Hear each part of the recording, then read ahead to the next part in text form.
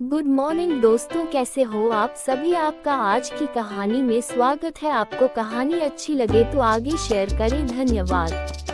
पौराणिक युग में शांतनु नामक एक सिद्ध साधु थे। इनकी पत्नी भी एक सिद्ध धर्मपरायण नारी थी।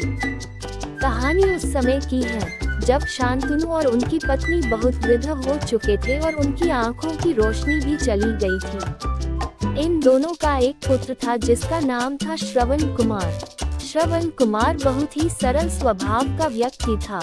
माता पिता के लिए उसके मन में बहुत प्रेम एवं श्रद्धा थी। वो दिन रात अपने माता पिता की सेवा करता था। अपने माता पिता का बच्चों की तरह लालन पालन करता था। उसके माता पिता भी स्वयं को गौरवशाली महसूस करते थे और अपने पुत्र को दिन रात हजारों दुआएं देते थे। कई बार दोनों एक दूसरे से कहते कि हम कितने धन्य हैं कि हमें श्रवण जैसा मातृभक्त पुत्र मिला, जिसने स्वयं के बारे में ना सोचकर अपना पूरा जीवन वृद्ध नेत्रहीन माता पिता की सेवा में लगा दिया। इसकी जगह कोई अन्य होता तो विवाह के बाद केवल स्वयं का हित सोचता और बूढ़े नेत्रहीन माता पिता को कहीं छोड़ आता और खुशी से अपना जीवन व्यापन करता। जब ये बात श्रवण ने सुनी तो उसने माता पिता से कहा कि मैं कुछ भी भिन्न नहीं कर रहा हूँ, यह मेरा कर्तव्य है। जब मैं छोटा था तब आपने मुझे इससे भी ज्यादा अच्छा जीवन दिया और अब मुझे ये सौभाग्य प्राप्त हुआ है कि मैं आपकी सेवा करूँ। आप दोनों जो भी इच्छा रखते हैं मुझसे कहे, मैं उन्हें अवश्य पूरा करूँगा। तब शांतनु और उसकी पत्नी कहते हैं, पुत्र श्रवण, हम दोनों की आयु बहुत हो चुकी है। अब जीवन का कोई भरोसा नहीं है। किसी भी समय हमारी आंखें बंद हो सकती है। ऐसे में हमारी एकमात्र इच्छा है, हम तीर्थ यात्रा करना चाहते हैं। क्या तुम हमारी यह इच्छा पूरी कर सकते हो? श्रवण कुमार अपने माता पिता के चरणों को पकड़कर अत्यंत प्रसन्नता के साथ कहता है, हाँ पिताश्री, ये तो मेरे लिए परम सौभाग्य की बात होगी कि मैं आप दोनों की इच्छा पूरी करूं। श्रवण अपने माता पिता को तीर्थ करवाने हेतु एक कावड़ तैयार करता है, जिसमें एक तरफ शांतनु एवं दूसरी तरफ उनकी पत्नी बैठती हैं और कावड़ के डंडे को अपने कंधे पर लादकर यात्रा शुरू करता है।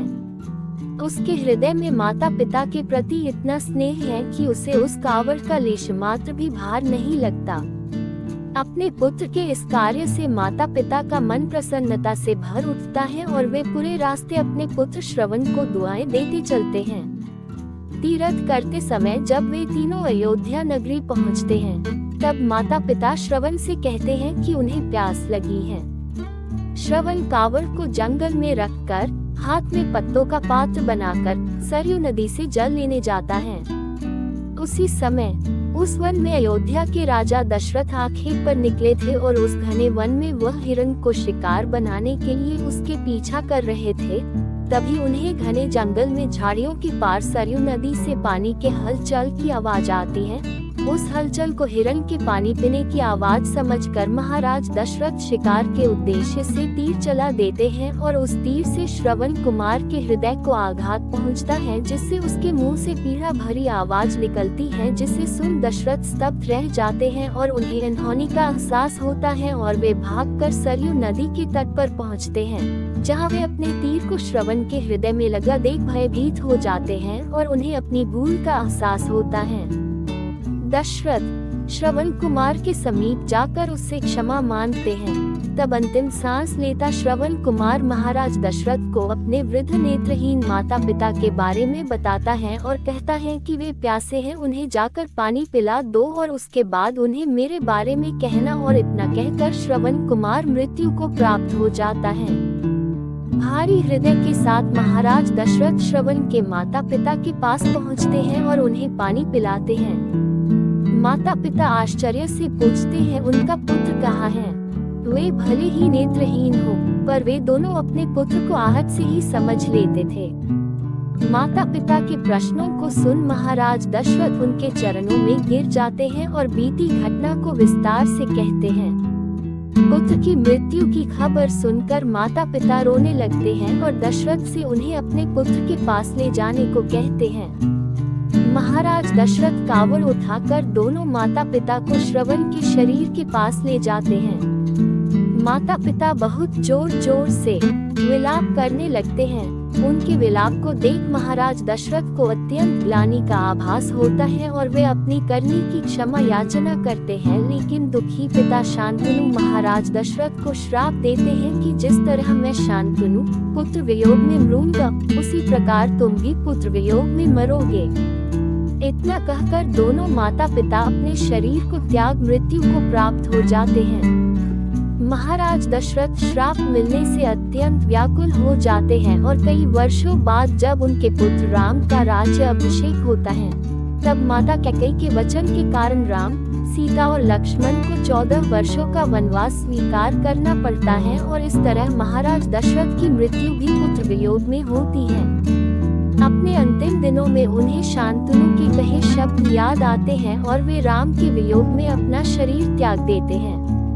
कहानी की शिक्षा, मॉरल ऑफ द स्टोरी। कहानी हमें ये कहानी यही शिक्षा देती है कि बिना लक्ष्य को देखे उसे भेदना कई बार आपको गलती का पात्र बना देता है और आप ना चाहते हुए भी दूसरों के रैक का कारण बन जाते हैं। ये थी श्रवण कुमार की कहानी। अपनी माता पिता भक्ति के कारण ही श्रवण कुमार पुराणों में जीवित हैं। श्रवण कुमार सदैव अपनी मातृ भक्ति के लिए जाने जाते हैं। उन्हीं की कहानी सुनाकर माता पिता अपने बच्चों को संस्कारित करते हैं। रामायण महाकाव्य में ऐसे कई चरित्र हैं जो हमें वास्तविक जीवन के कर्तव्यों का ज्ञान देते हैं और हमें धर्म एवं कर्म का सही मार्गदर्शन देते हैं। के साथ आज की मजदूरी यहीं खत्म करते हैं। अगर तुम्हें वीडियो पसंद आई तो लाइक मारो यार। मुझे नहीं पता, मुझे 2 मिलियन लाइक्स चाहिए, कैसे ना कैसे करके मुझे चाहिए। इतना झिला मैं कभी नहीं होऊंगा अपनी पूरी जिंदगी में जितना इसमें झिलाऊं। मुझे चाहिए ही चाहिए, तो लाइक मारो। और अगर तुम लोग नए हो तो सब्सक्राइब करो। वो जो लाल वाला बटन है उस पर फूट फेंक के मारो या फिर मोमबत्ती, मुझे नहीं पता, बस क्लिक हो जाना चाहिए। अब मैं भी जा रहा हूं, मुझे पैसों के पीछे भागना है। बाय।